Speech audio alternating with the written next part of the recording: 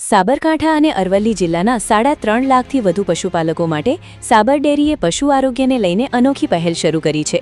Antibiotic અને મોંઘી allopathic દવાઓનો ઉપયોગ ઘટાડવા માટે હવે પશુઓની સારવારમાં આયુર્વેદિક પદ્ધતિ અપનાવવામાં આવી રહી છે। શું છે આ પહેલ અને પશુપાલકોને તેનો કેટલો લાભ મળી રહ્યો છે, જોઈએ આ વિશેષ અહેવાલ।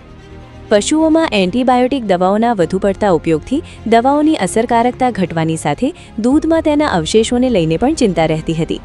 બીજી તરફ મોંઘી દવાઓના કારણે પશુપાલકોનો સારવાર ખર્ચ પણ વધી રહ્યો હતો।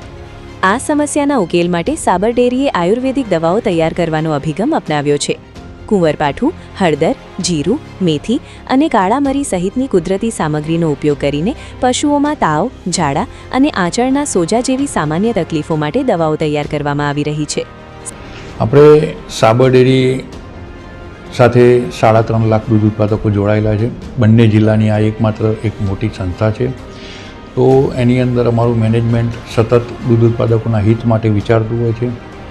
તો આ બાબતે આપણે સાબર ડેરીમાં છેલ્લા 5 વર્ષથી EVP એટલે કે એથનો વેટરનરી પ્રેક્ટિસિસ આપણે ચાલુ કરેલી છે, જેની અંદર આપણે NDDB પણ આપણને ગાઈડન્સ આપેલું છે અને એક આયુર્વેદિક દવાઓ કે જે પશુઓને આપવામાં આવે તો એમને બીજી કોઈ આડઅસર વગર એની સારવાર થઈ શકે।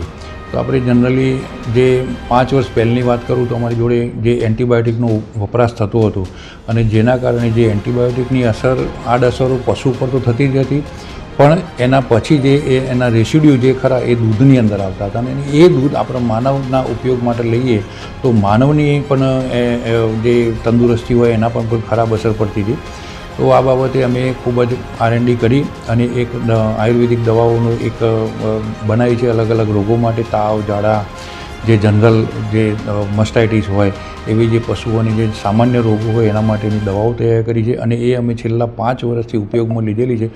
તો એના કારણે એન્ટીબાયોટિકનો લગભગ 90 લાખ જેટલી રૂપિયાની વાર્ષિક એન્ટીબાયોટિકનો વપરાશ ઘટી ગયો છે અને આજે પશુઓની સારવારની અંદર ખૂબ જ એકદમ દૂધ ઉત્પાદકોએ રસ દાખવી અને એનો ઉપયોગ શરૂ કર્યો છે અને આ બાબતમાં આપણે જોઈએ તો આપણા માનનીય વડાપ્રધાનશ્રી પણ ખૂબ જ રસ લઈ રહ્યા છે કે એન્ટીબાયોટિકનો ઉપયોગ આપણે જેટલો બને એટલો ઓછો કરવો જોઈએ।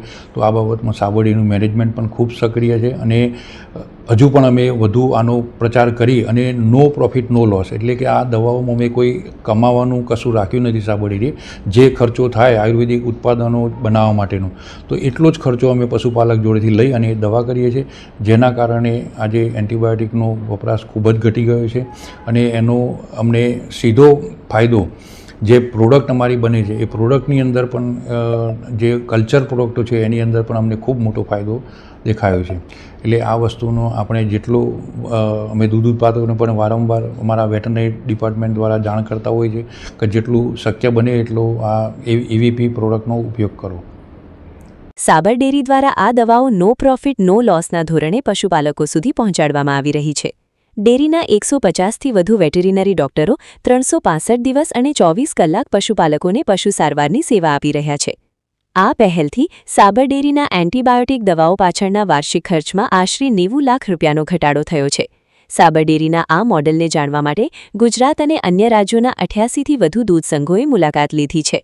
પશુપાલકોનો સારવાર ખર્ચ ઘટાડવાની સાથે પશુ આરોગ્ય અને દૂધની ગુણવત્તા જાળવવાના પ્રયાસ રૂપે સાબર ડેરીની આ આયુર્વેદિક પહેલ હવે પશુપાલન ક્ષેત્રે પ્રેરણાદાયી મોડેલ બની રહી છે।